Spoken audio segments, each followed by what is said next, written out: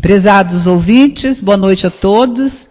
É um prazer muito grande estar novamente na companhia de vocês para mais um programa Estudando a Mediunidade. Eu sou Graça Cipriano e falo diretamente da Federação do Estúdio de Áudio e Vídeo da Federação Espírita do nosso estado, aqui do Espírito Santo, e transmitindo ao vivo para todo o Brasil e mundo através da internet, pelas rádios, Rádio Espírita Capixaba, o endereço eletrônico www.radioespírita.net.br e Rádio Espírita Chico Xavier, de Teófilo Otoni, Minas Gerais. Nossa alegria estar novamente com vocês essa terça-feira, a partir das 22 horas, e nós vamos fazer a leitura preparatória, iniciando o nosso programa para uma reflexão de todos nós. É do livro Conduta Espírita, pelo Espírito André Luiz e Valdo Vieira, Perante os Espíritos Sofredores. Abster-se da realização de sessões públicas para assistência a desencarnados sofredores, de vez que semelhante procedimento é falta de caridade para com os próprios espíritos socorridos, que sentem torturados o comentário crescente e malsão em torno do seu próprio infortúnio. Ainda mesmo nas aparências do bem, o mal é sempre mal. Em oportunidade alguma, polemizar, condenar ou ironizar em contato com os irmãos infelizes da espiritualidade. A azedia não cura o desespero. Falar com os comunicantes perturbados e infelizes com dignidade e carinho, entre a energia e a doçura, detendo-se exclusivamente no caso em pauta. Sabedoria no falar, ciência de ensinar. Então, estamos aí a nossa leitura, né, preparando os nossos corações para o nosso programa, que hoje tem o número 65. 65º programa, olha só que alegria. E hoje nós estamos no terceiro programa que estamos respondendo às perguntas que foram feitas no Entrai Sul, lá em Ibatiba, no dia 25 de março, não, esqueci agora o dia. O programa foi feito, no final foram feitas bastantes perguntas, a equipe do DOM, Departamento de Orientação Mediúnica, aqui da Federação, e eles responderam algumas questões. Outras não puderam ser respondidas por falta de tempo. Então, nós estamos hoje respondendo, já no terceiro programa. Então, vamos à nossa primeira pergunta. Boa noite, Leomar. Boa noite, Graça. Então, vamos lá às perguntas. Primeira pergunta, Leomar, que o companheiro fez assim: como podemos identificar palavras ou frases que nos vêm à mente, que ficamos na dúvida, sou eu que pensa ou estou recebendo essa intuição? O que você tem para falar para a gente sobre essa pergunta? Essa questão aqui é uma das questões mais complexas. O médium, do modo geral, tem essa dúvida. Será que isso é meu ou isso me é sugerido? Quando o médium ouve claramente a voz do espírito, não é, falando com ele não tem essa dúvida. Não é? Se ele vê o espírito e o espírito fala com ele não tem essa dúvida. Mas quando se trata da intuição ou inspiração, essa dúvida é recorrente, é normal. Como que a gente vai identificar o que é nosso do que não é nosso? É uma dúvida muito comum, então é bom que a pessoa tenha feito essa pergunta, até para a gente poder trocar ideias, porque muitas são as pessoas que têm essa mesma dúvida. A rigor, está lá, isso é tratado no Livro dos Espíritos, os Espíritos dizem que não é muito importante a gente distinguir o que é nosso do que não é. Por quê? Porque nós ficamos com a liberdade de tomar a decisão. Se nós acolhemos uma sugestão de um espírito, ou se nós pensamos de modo próprio, de qualquer maneira, a atitude é nossa, nós é que vamos tomar a decisão. Então não é muito importante saber se é nosso ou se é sugerido. O importante é a gente avaliar aquilo que vem à mente e tomar a decisão correta. Bom, mas é impossível fazer essa distinção? Não. O André Luiz, no livro Nos Domínios da Mediunidade, tem um capítulo, para quem quiser pesquisar. Aliás, o capítulo inteiro é muito importante, o livro inteiro, na verdade. Nos Domínios da Mediunidade, ele tem um capítulo 5º, quando ele vai analisar essa questão, chamada assimilação de correntes mentais, onde ele vai traduzindo o pensamento dos espíritos. Ele vai dizer que é possível fazer essa distinção. Como? Qual é a condição? Como, Eliomar? Como? Só há um caminho. A pessoa precisa meditar, criar o hábito de se autoanalisar, até um ponto dela conhecer a frequência do pensamento dela. Olha que coisa. Nossa. Você acha que é fácil? Não é fácil, não. A gente saber qual é a frequência do nosso pensamento? Muito difícil. Mas o André Luiz deu a pista lá possível, no livro. Né? Ele diz que é possível. Não é ele falando, ele reproduz a fala do instrutor. E como seria, Eliomar? O caminho seria pelo estudo. Ele coloca lá, não é pelo estudo, pelo autoestudo, pela autoobservação. A pessoa precisa conhecer a si próprio. Então ele vai dar um exemplo interessante, Graça, que ele vai falar assim da craveira comum, que é um termo assim meio fora da rotina, que traduzindo em outras palavras é a chamada máscara. Ah, tá. Então ele diz o seguinte, nós estamos tão habituados a usar máscaras que nós não nos damos conta. Por exemplo, quando nós saímos de casa, nós colocamos máscaras. Ah, com certeza, todos não nós, é? Né? Em casa nós nos permitimos ser o que somos mais agressivos, falamos às vezes de forma totalmente impensada, não é verdade? Mas na rua, no trânsito ou no trabalho, o que a gente costuma fazer? A gente costuma se conter, que é algo necessário. A sociedade impõe isso. Só que de tanto a gente fazer isso, a gente pode chegar à conclusão que a gente é calmo, que a gente é educado, não é? E na verdade não é. Você cria uma falsa imagem de você mesmo. Não é verdade? Quando você chega em casa, o que você faz? Você tira a máscara. Aí você se permite ser o que é. De tanto fazer isso, nós criamos uma autoimagem distorcida. De nós. Quer dizer, o que passa a acontecer a partir daí? Eu tenho dificuldade de identificar o que é meu do que não é meu, porque eu não sei sequer o que realmente eu penso. É isso que o André Luiz quis dizer. Percebe? Percebi. Então, é possível fazer essa distinção? É. Mas vai exigir muito treinamento, muito esforço, exercício, né? muito esforço da pessoa. Ela tem que entrar nesse treinamento que hoje se chama autodescobrimento, ou autoconhecimento. Né? Sem esse treinamento, não vai ser possível distinguir. Ok, Eliomar.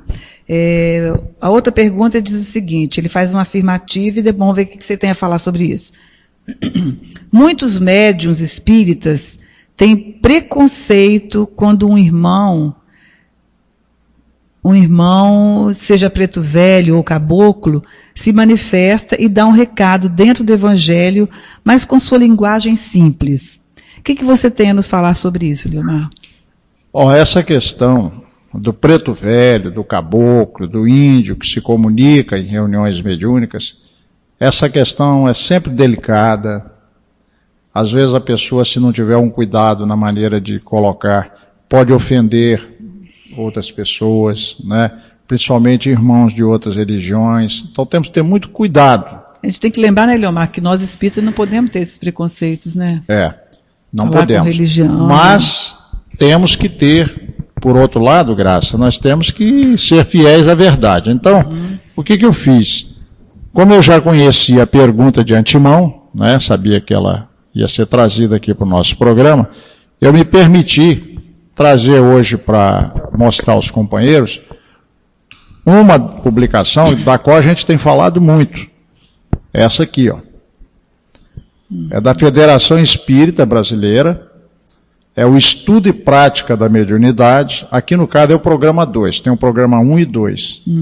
Nós já falamos em outros programas sobre a necessidade da educação mediúnica e que se faz, né, um dos caminhos claro que não é o único, mas um que a gente recomenda, é o uso dessa apostila da FEB, apostila 1 e 2, né? Muito que dá muitas condições para a pessoa fazer esse trabalho com segurança. Eu vou retirar daqui, Graça, um texto que fala exatamente desse assunto.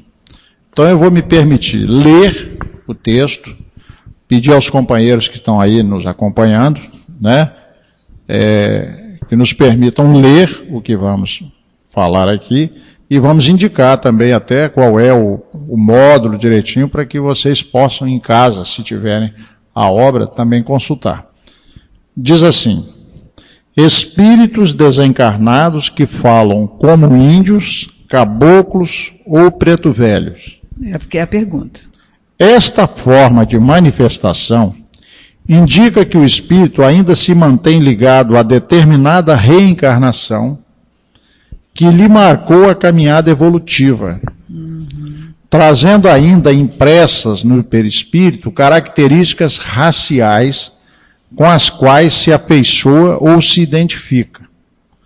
Trata-se de uma fixação mental indesejável que restringe ou dificulta o seu progresso espiritual, uma vez que, possivelmente, ele teve outras reencarnações, onde lhe foi permitido vivenciar novos aprendizados. O comunicante espiritual deve ser fraternalmente orientado a respeito. Vamos comentar um pouquinho o texto. Então ele começa dizendo aqui que o espírito, né, traduzindo isso, um espírito que viveu uma encarnação na escravidão. Por exemplo, aqui no Brasil, né, foi escravo. Teve toda aquela experiência difícil que nós sabemos que foi a escravidão. E foi um espírito que, devido às suas qualidades e bondade, se tornou conselheiro dos irmãos, né? Foi um espírito que muitas vezes foi o suporte para aqueles outros irmãos de sofrimento. E esse espírito, nessa condição, vivendo essa experiência dolorosa e difícil, faz um grande progresso. Com certeza. Não é? Com certeza. Principalmente no campo da bondade e da humildade. Então a gente tem que entender isso. Esse espírito, muitas vezes, grato a essa reencarnação, né? Ele é grato a essa reencarnação. Ele sente que essa reencarnação foi uma reencarnação proveitosa para ele. Ele talvez prefira se apresentar nessa forma. Tá? Exatamente. Isso pode acontecer. Mas, por outro lado, pode se tratar da situação que foi colocada aqui, de uma fixação mental. Ele ficou preso naquela situação. Então, veja bem, se um espírito desse se comunica numa reunião mediúnica de Umbanda, por exemplo, com todo o respeito que nós temos pelos nossos companheiros da Umbanda, como ele está num ambiente onde a figura do preto velho ela é muito original, muito respeitada e cultuada, ele vai se sentir perfeitamente bem ali. E muitas vezes, até se ele não se apresentar como tal, ele não venha nem a ser identificado, porque já é uma forma própria de ser. Mas se ele vem para uma reunião espírita, dentro de uma casa espírita, não há necessidade dele se mostrar com aquela característica. Exato. Percebe? Não há necessidade.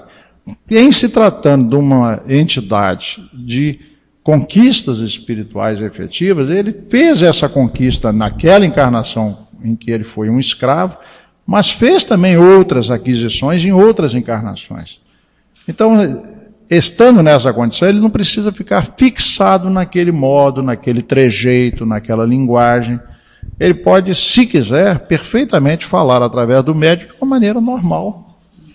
Então, o que nós vamos fazer em recebendo um companheiro dessa natureza? Vamos mostrar todo o nosso respeito por ele, mas vamos solicitar a ele, naturalmente, que não há necessidade dele usar aqueles trejeitos, aquela linguagem. Ele pode, conosco, usar uma fala normal. Entendeu? Até para que não fique dentro daquela fixação. Exato. Muitas vezes o que vai acontecer é mais condicionamento do médium do que propriamente do espírito. Do espírito, exato. Tá certo? Obrigado. Então é isso que a gente tem muito que considerar. Explicado, agora, sempre com muito respeito. Eliomar, nós queremos registrar aqui no chat, na nossa sala do chat, a presença da Cristina, lá de Ribeirão Preto. Ô, Cristina, boa noite para você, um prazer tê-la de novo conosco. Ela diz o seguinte: boa noite, Eliomar e Graça, é com prazer que estou novamente podendo aprender mais com vocês.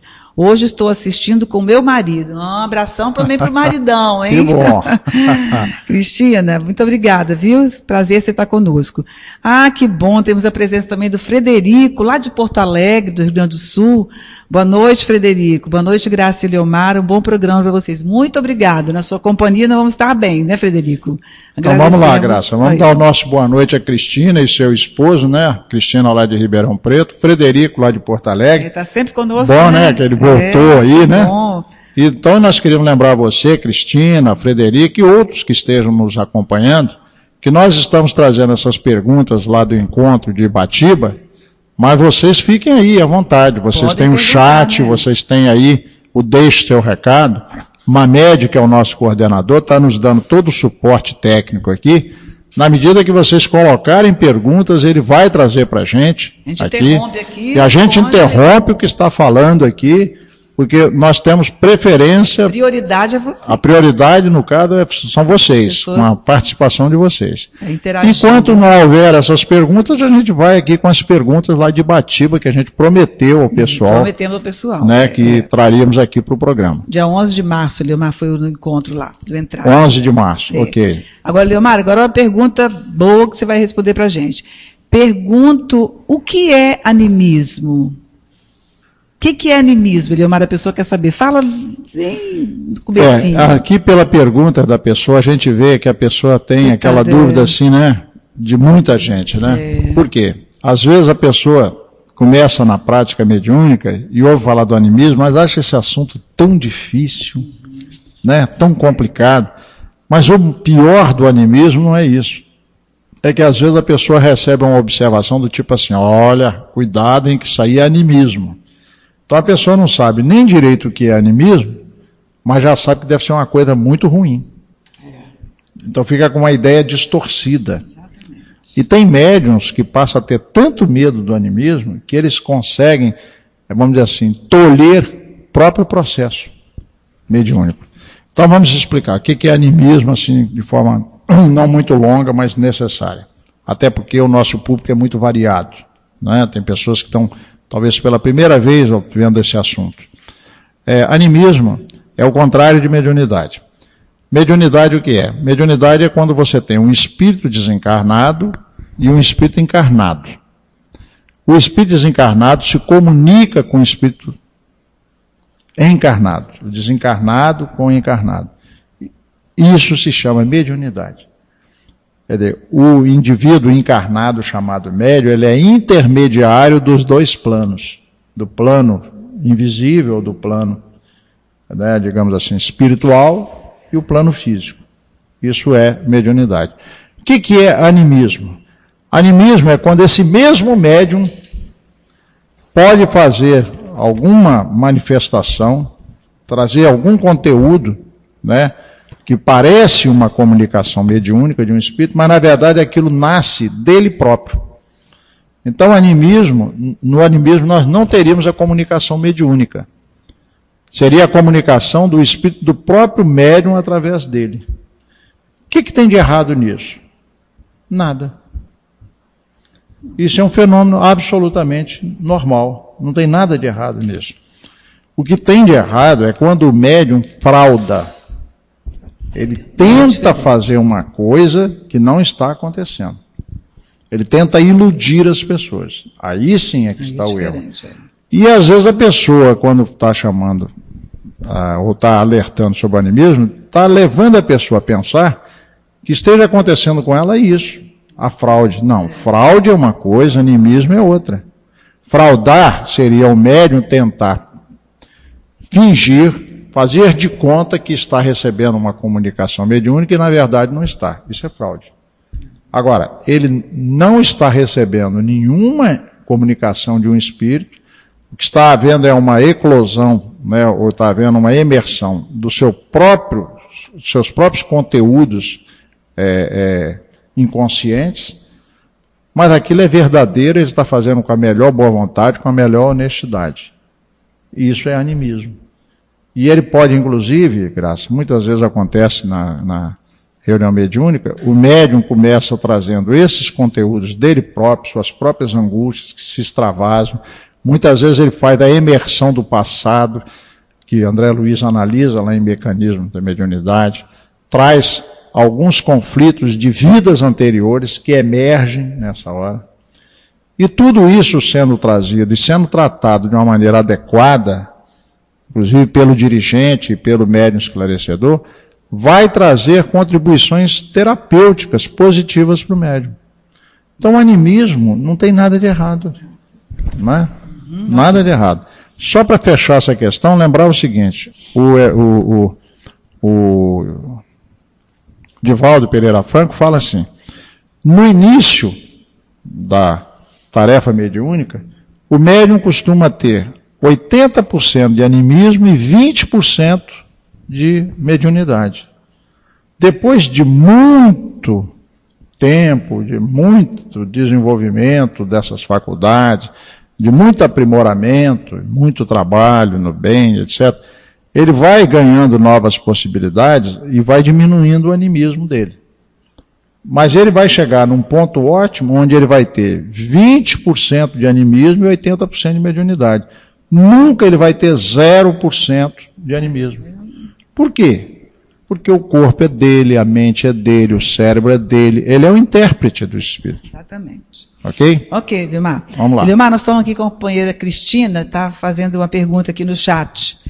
A Cristina pergunta o seguinte, qual o inconveniente de estar iniciando na passividade quando ainda não se tem tanto conhecimento, apesar dos estudos frequentes?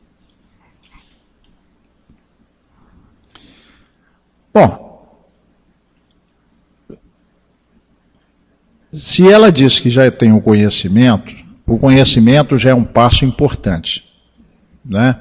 Então, você vai me permitir, viu, Cristina, lembrar aqui algo que é mais da área de pedagogia do que de mediunidade, mas que é necessário a gente lembrar aqui. Quando nós não conhecemos nada de um assunto, mas nada, nem ouvimos falar do assunto, nós somos incompetentes e inconscientes. Quer dizer, não temos consciência nenhuma e não temos competência nenhuma daquele assunto. Aí o que a gente faz? A gente vai estudar sobre o assunto. A partir da hora que a gente começa a estudar, a gente pega a parte teórica do assunto. Aí o que acontece conosco? Nós continuamos incompetentes, mas conscientes. Começamos a tomar consciência. O que nós precisamos fazer? Temos que ir para o terceiro nível. Qual seria?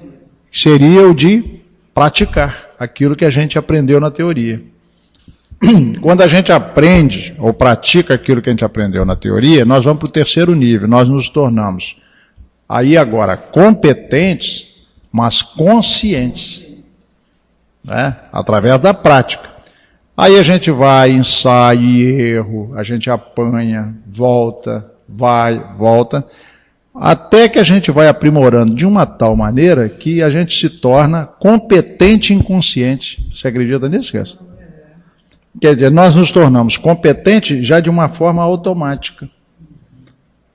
Isso acontece com qualquer aprendizagem. Se você vai aprender a dirigir carro, não é assim que acontece? Primeiro você não sabe nada. Depois você tem a teoria, mas não tem a prática. Aí você começa a dirigir, e você foi orientado adequadamente, você dirige da forma mais adequada. E não aos trambolhões, porque você foi orientado tecnicamente. Mas no início, quando você começa a fazer isso, você faz tudo de forma consciente. Depois de você, o que acontece? Depois de muito repetir, você passa a marcha, você freia, faz tudo o que precisa de forma inconsciente, mas da forma correta. Então, o que ela está dizendo aqui? Qual o inconveniente de estar iniciando na passividade? O inconveniente é esse. Você está iniciando como qualquer outra pessoa que já se orientou, que é o caso dela, você já tem um conhecimento e está iniciando. Você tem o conhecimento, mas não tem ainda a vivência. Então você vai começar a fazer aquele terceiro passo. né, vai se tornar consciente e competente. E vai ter ensaio e erro, vai ter decepções, vai ter, né, achando que a coisa vai para um lado e a coisa vai para o outro. É aprendizagem. Mas isso é necessário, viu, Cristina? Então, os passos, segundo o que a gente sabe de tudo que tem por fazer, e também na doutrina, é esse. Não sabemos, vamos aprender, primeiro vamos conhecer, depois vamos praticar, e de tanto praticar, nós vamos quebrando aquelas barreiras, aquelas dificuldades, até que aquilo se torne natural, espontâneo em nós. Não é isso que acontece quando a gente dirige carro? Como é verdade. Você chega a pensar, quando você está dirigindo o carro, você fala assim, eu acho que eu não vou dar conta, porque você já imaginou, é muita coisa para você coordenar ao mesmo tempo. É verdade. Né? Você tem que passar a marcha, você tem que pisar na embreagem, você tem que prestar atenção que uma pessoa passou na sua frente, tem que prestar atenção que o sinal fechou, você chega a achar que é muita coisa. Depois de algum tempo, o que acontece? Você faz isso de forma automática, natural. Então é esse o processo natural de aprendizagem. Ok, Leomar. Essa pergunta aqui é interessante. A pessoa pergunta assim, médium é intelectual, mas não gosta de estudar. E também tem médium semi-analfabeto, mas com a moral elevada e participa dos estudos com frequência. Como agir nos dois casos, Leomar? Bom, temos duas possibilidades. A ótima é aquela em que você tem essa pessoa, esse médium que tem capacidade intelectual, não gosta de estudar, tem o outro que é semi-analfabeto, como ela disse aqui, né? Mas tem moral elevada e gosta de estudar. Ele é semi-analfabeto. Como agir nesse primeiro caso? Né? Que seria o ideal? Seria não levar nem um médium, nem o outro para a reunião mediúnica sem passar pela educação. Então, quando você tem esse processo que a gente chama de educação mediúnica, ou educação do médium, como é que a gente faz isso? Já que eu trouxe aqui o estudo e prática da mediunidade, imagina você reunir um grupo que quer praticar a mediunidade e começa a estudar essa obra aqui da FEB, programa 1 e 2. Quanto tempo leva para a gente estudar as duas apostilas? 2 a 3 anos. Então, nesses 2 a 3 anos, nós vamos ver a parte teórica, por isso que fala lá estudo, e vamos ver a parte prática. Só que vai ter um tempo bastante grande só de estudo. Aquelas pessoas que só querem saber de fenômeno, não querem estudar, são muitas dessas pessoas que têm essa característica, o que vai acontecer com elas? Elas vão se afastar. Elas vão falar, isso aqui não é o que eu quero. Por isso que é importante fazer esse trabalho, porque só vão permanecer nesse grupo as pessoas que têm constância, perseverança. Elas querem efetivamente praticar a mediunidade, mas têm consciência de que precisam se preparar e estudar. Leomar? Agora, e se você tiver, aquela pergunta, como agir nesse caso? Se você vai preparar um grupo, haja dessa forma, que é a maneira correta e segura de fazer.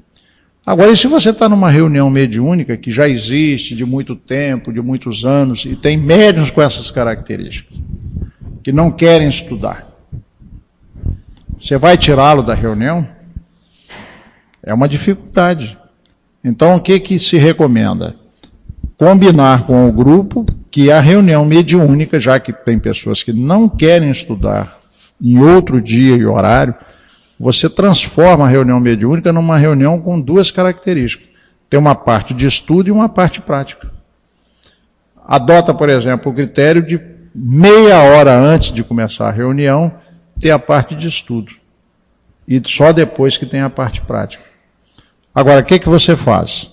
Sugestão de adotando isso. Ao começar a reunião, a parte de estudo, você já fecha o portão. Porque senão a pessoa vai começar a chegar só na hora da parte prática. Tá? Quem é que recomenda isso? A rigor, você vai ver isso no livro Desobsessão do André Luiz. Ele recomenda que a parte inicial da reunião, que se é destinada à parte mais de estudo, ela já comece com o portão fechado. Vamos lá, Graça. Alguma coisa? Não, um comentário que eu ia fazer, que a gente observa que tem pessoas que têm uma pressa tão grande, 2 anos para ler esse livro, 3 anos. Para que a pessoa quer tanta pressa, né? O objetivo não é a gente aprender? Exatamente. Então a gente tem a eternidade pela frente. Então vamos aprender devagar, né? Com calma. Mas alguém pode dizer assim, mas você fala isso porque você não está passando pelo que eu estou passando. Eu preciso ir para a reunião mediúnica, eu estou cheio de dificuldades e coisas. É um erro. Não é reunião mediúnica, não é remédio para ninguém, né? Tá certo? É um erro. Por quê? Porque a pessoa que está com essas dificuldades, mais do que nunca, ela precisa primeiro estudar. Exato. E aprender a se controlar.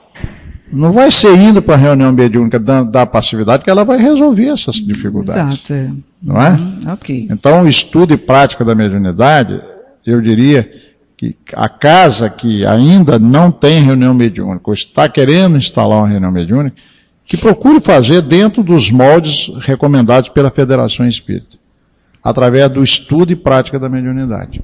Ok. Eliomar, se o espírito quiser falar coisas da intimidade, assim, defeitos de um médium presente à reunião, deve ser travado, impedido pelo médium que o recebe?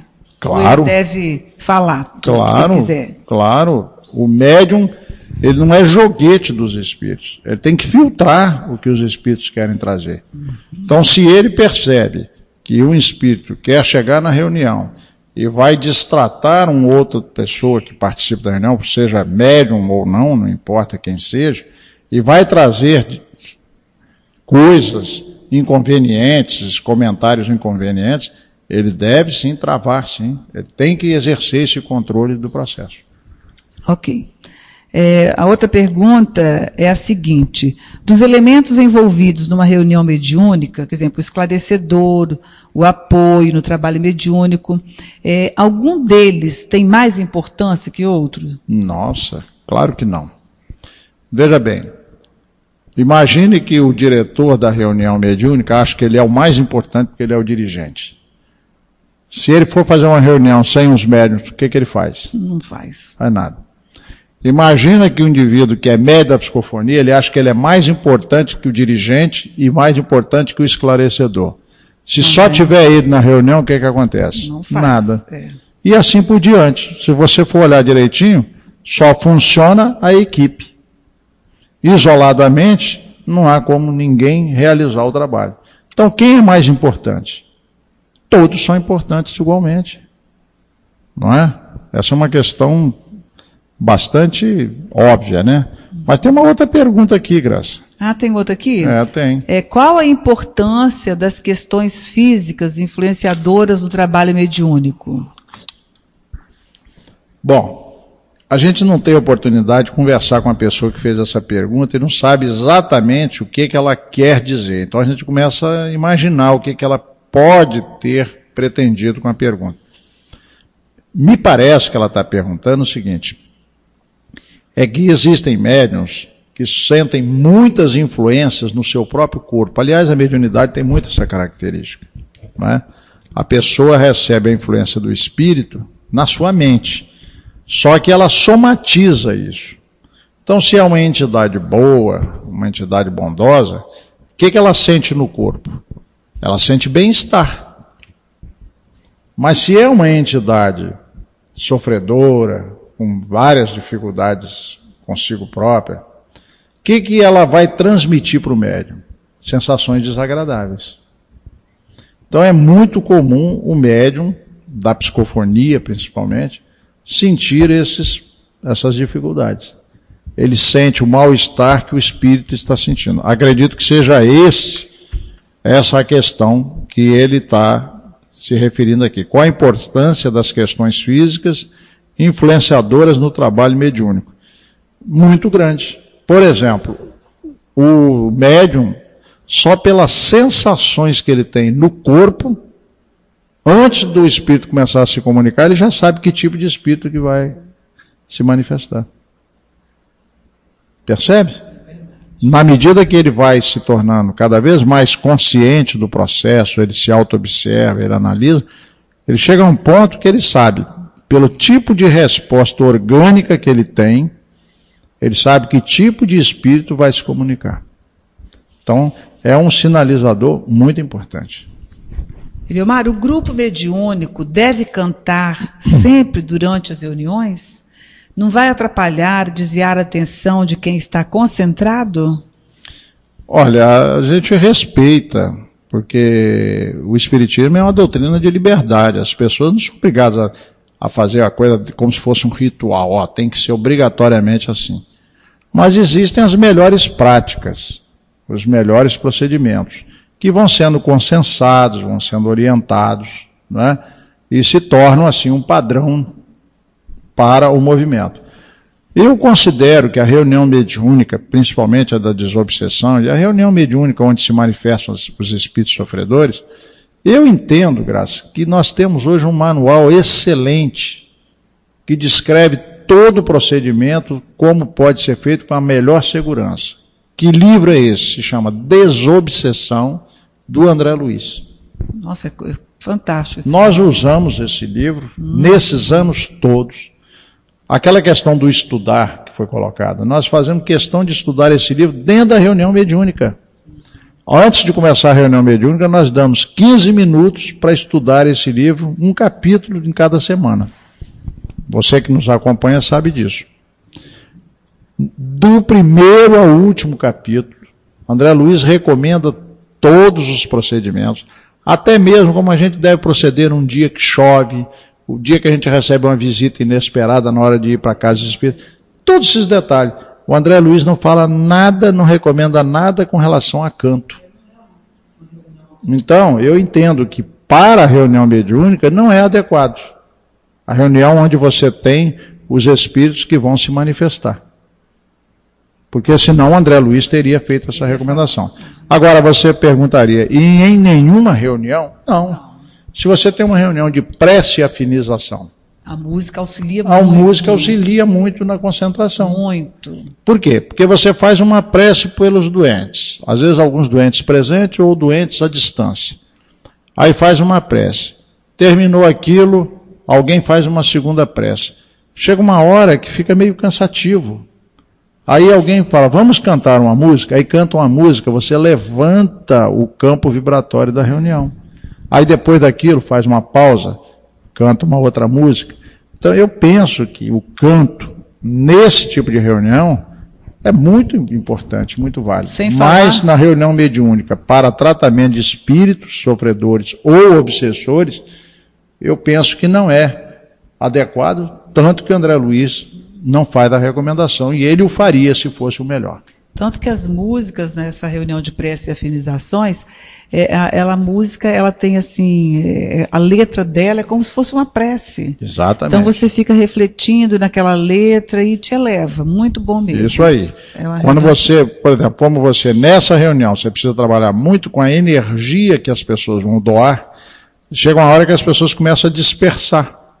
O pensamento começa a sair da reunião, ir para os seus problemas, aquela dificuldade. Então o canto ali age no sentido de concentrar o pensamento. Ok. Eliomar, e o médium que não admite análise das comunicações, quer dizer, ele não admite que se faça uma avaliação, como proceder?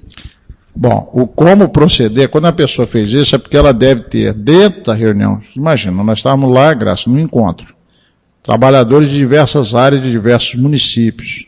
A pessoa que fez essa pergunta, ela deve estar se referindo a alguma situação que ela está vivendo. Ela pergunta como proceder. Não é fácil, não. Por quê? Porque esse médium já está dentro da reunião. Agora, o médium que não permite a análise das comunicações, ele está demonstrando o quê? Um personalismo muito alto. E o personalismo muito alto, ele destrói o espírito de equipe, destrói o espírito de trabalho. É fácil a gente vencer o nosso personalismo? Não. Mas se nós queremos fazer uma reunião mediúnica que atinja seus objetivos e queremos melhorar cada vez mais o processo para oferecer cada vez melhores condições para a espiritualidade trabalhar através dessa reunião, e olha que isso é importantíssimo, nós sabemos o quanto uma reunião de desobsessão é importante numa casa espírita. Quantas pessoas são ajudadas pessoas que chegam com problemas graves de depressão, de ansiedade, de tantos outros quadros, que lá no fundo tem também o processo obsessivo e que são ajudadas por essa reunião. Quando você faz uma avaliação ao final, você que é o dirigente, no caso sou eu o dirigente na nossa casa, quando nós fazemos a avaliação, o que nós queremos com isso? Queremos aprimorar o nosso processo, melhorar cada vez mais. Então, se tem um médium que não aceita ser avaliado, veja que dificuldade. Ele pode estar agindo de forma inconveniente, mas ele é tão melindroso, é o tal do melindre, que você não pode falar com ele. Essa situação é extremamente desagradável, difícil, Graça. Agora, eu penso que a maneira de proceder, caso tenha um médium dessa natureza, é o dirigente saber que ele é o líder dessa equipe e ele vai precisar conversar com esse médium em particular e tentar, tanto quanto possível, corrigir esse problema. Se vai resolver, se vai conseguir, não sei, mas eu acho que o como proceder compete ao dirigente tomar essas providências. Ok. A outra pergunta diz o seguinte, as dificuldades são a falta de estudo sobre o assunto, a falsa comunicação, o pensamento convergente e o compromisso com a realidade e seriedade do momento. Como identificar uma comunicação verdadeira? Eu acho que você respondeu já um pouco essa questão, né, Eliomar?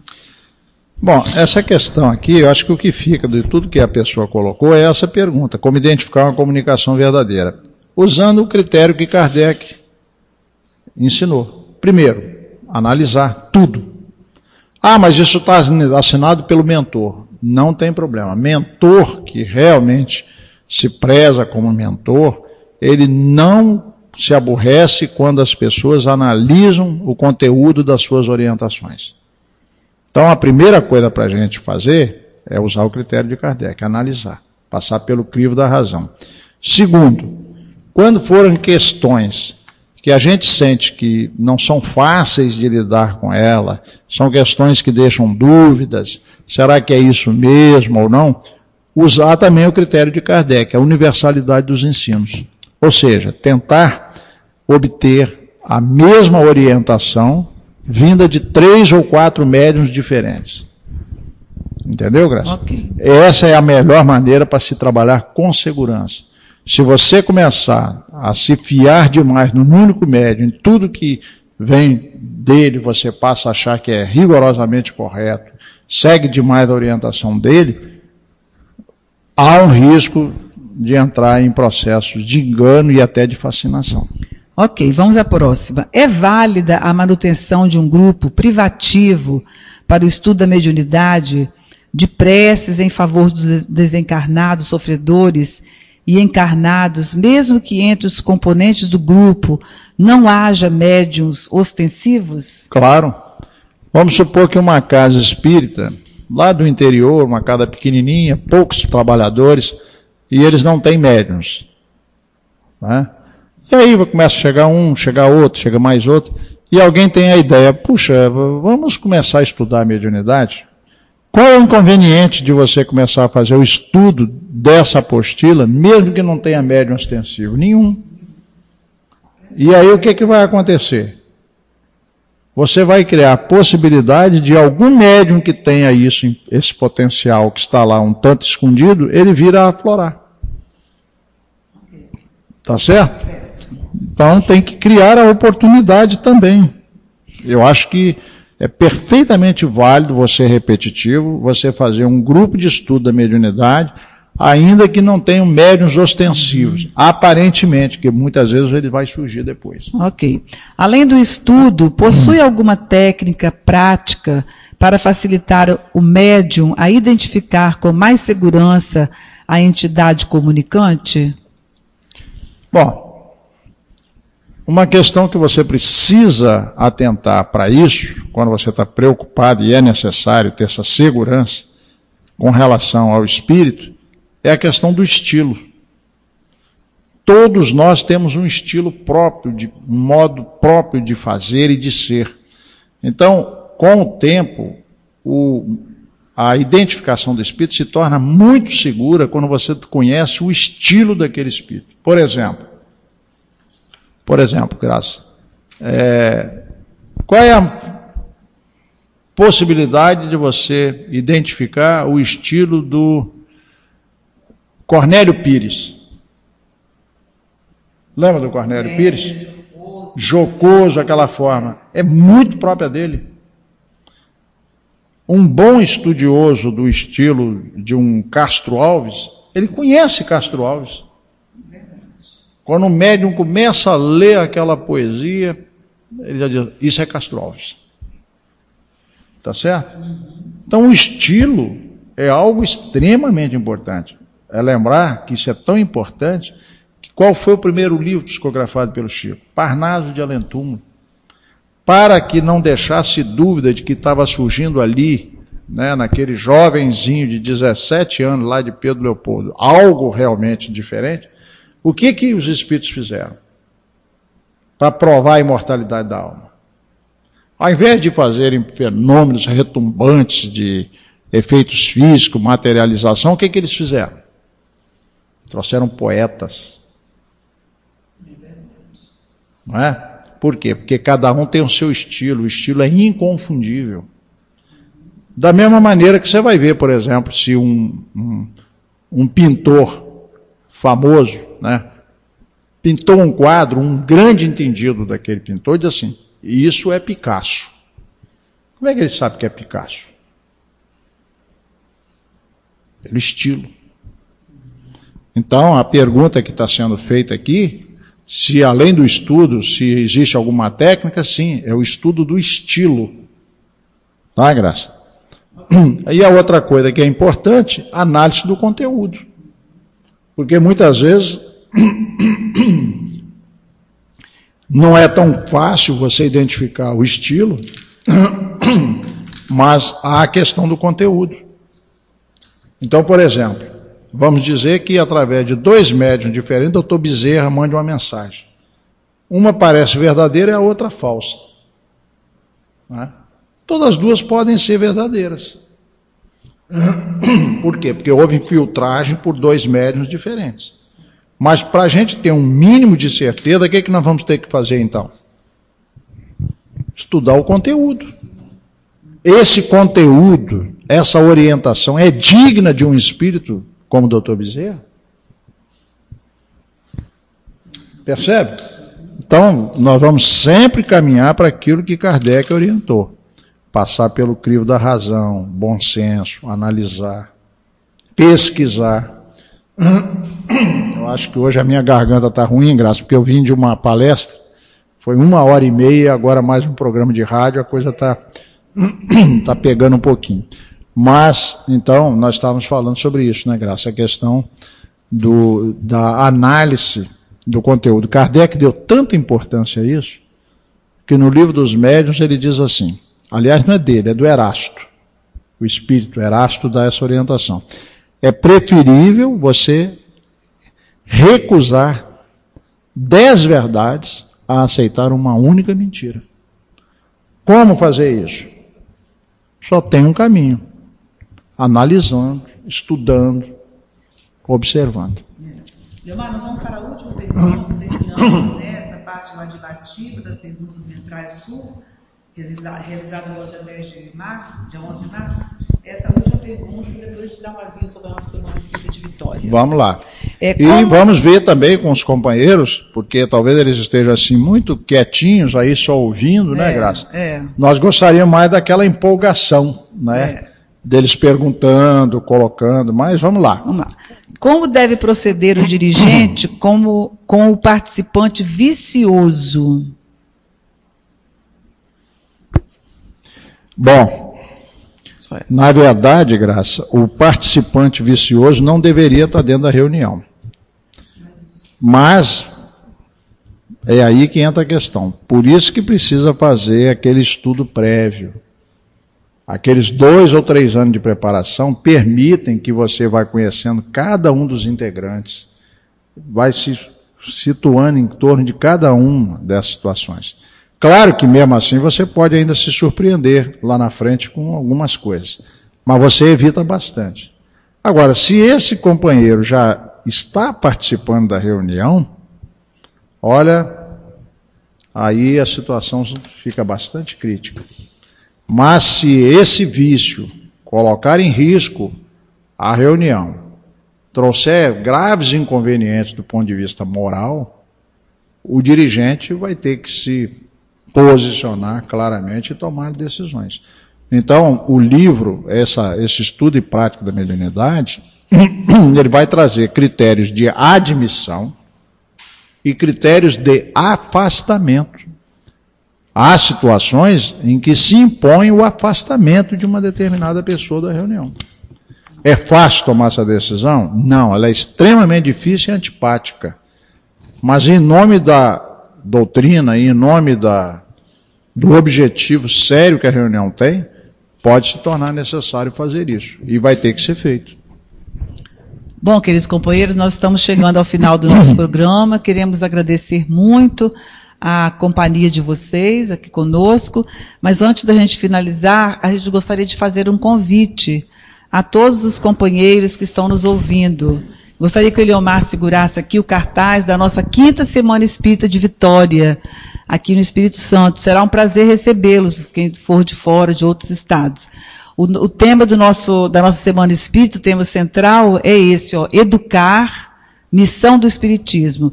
Vai ser realizado agora a partir de sexta-feira próxima, agora dia 13 de abril ao dia 18.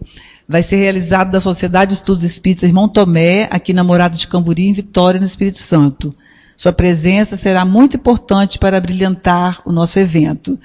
E a gente tem aqui a programação com vários companheiros Não, graças a Deus, só colocar um pouquinho mais para os companheiros. O cartaz ficou bonito, hein? Ficou lindo, né, Eliomar? Ao fundo aqui, Kardec, né? A ilustração ficou muito bonita, né? A caminhada para a educação. Quem foi o artista, você lembra? Foi o Marcos Rezende, Marquinhos Rezende, lá da FEJAC. Ele é muito caprichoso. Parabéns para ele, né? Nossa, ele teve um bom gosto, né? Um artista, né? Ilustrou muito bem o folder. Né? E então nós temos aqui a nossa programação, gostaríamos de convidá-los para a abertura da Semana Espírita, agora dia 13, sexta-feira. Vai ser lá no Irmão Tomé, né, como eu já disse, todos os dias a partir das 20 horas. A gente chega às 19h30, porque todos os dias nós temos uma parte artística, um momento de arte e educação antes da palestra. Então, o expositor da noite será o Rossano Sobrinho, lá de Minas Gerais, Espera Feliz. O Rossano vai falar para a gente sobre educar, missão do Espiritismo. E no sábado pela manhã, o Rossano estará fazendo um seminário de 9 às 12 horas, com o tema Educação Espiritual, Caminho para a Felicidade. E à noite vai chegar para a gente, lá de Minas Gerais também, de Uberlândia, nosso companheiro Simão Pedro de Lima, um palestrante maravilhoso, já esteve aqui no nosso estado ano passado e esse ano também já esteve. Ele vai falar sobre a Casa Espírita, Escola de Almas. E no domingo pela manhã, o novo seminário com o Simão Pedro, importantíssimo para os pais que têm filhos da evangelização e de uma maneira geral, né? Vai falar sobre a importância da família na educação do espírito. E no domingo à noite, o Rossano Sobrinho, que vai estar em Colatina no domingo pela manhã, e à noite vai estar conosco falando sobre Jesus, o grande educador da humanidade. Talvez o Rossano vá também em Guarapari. O Valoísio está contactando com ele para ir a Guarapari no sábado à noite. E na segunda-feira teremos o Fábio Pires, lá de São Mateus. Ele vai falar sobre educação e evolução. No dia 17, na terça-feira, será a vez do Eliomar Borgo Cipriano, que está aqui presente. Vai falar sobre a educação do médium. E no dia 18, no encerramento, que é o dia do Livro dos Espíritos, né? A Dalva Silva Souza, nossa vice-presidente aqui de Educação da Federação, vice-presidente de família, ela vai falar sobre o Livro dos Espíritos, ensinamento imperecível. A gente gostaria de dizer a vocês que todas as palestras vão ser gravadas em DVD, quem quiser adquirir depois, e vão ser gravadas e não há necessidade de fazer inscrição nos seminários, e são totalmente gratuitos, não serão pagos. E nós queríamos Mas o DVD não, o DVD será sim, vendido, né? Vai vender para poder ajudar nas despesas. Para ajudar a custear os eventos, o Exatamente. próprio evento. E nós estamos fazendo uma campanha, todos os dias da Semana Espírita, estamos fazendo uma campanha para ajudarmos o Lar dos Idosos, o professor Coelho Sampaio, ali em Laranjeiras. Nós estamos pedindo aparelho de barbear, creme de barbear, desodorante spray, desinfetante e sabão em pó. O Lar dos Idosos, professor Coelho Sampaio, localizado ali no município da Serra, necessita muito da nossa colaboração. Então, quem quiser vai estar uma caixa lá no dia e para recebermos esses donativos de vocês. Teremos também uma cantina funcionando, com todas as casas espíritas colaborando. Teremos também a nossa livraria, vai estar funcionando com livros, alguns em promoção. E nós temos aqui a relação das 16 casas espíritas que compõem o 3º Conselho Regional Espírita, que é esse órgão aqui como se fosse o braço da federação, né? Um elo, serve de união entre a federação e as casas espíritas adesas.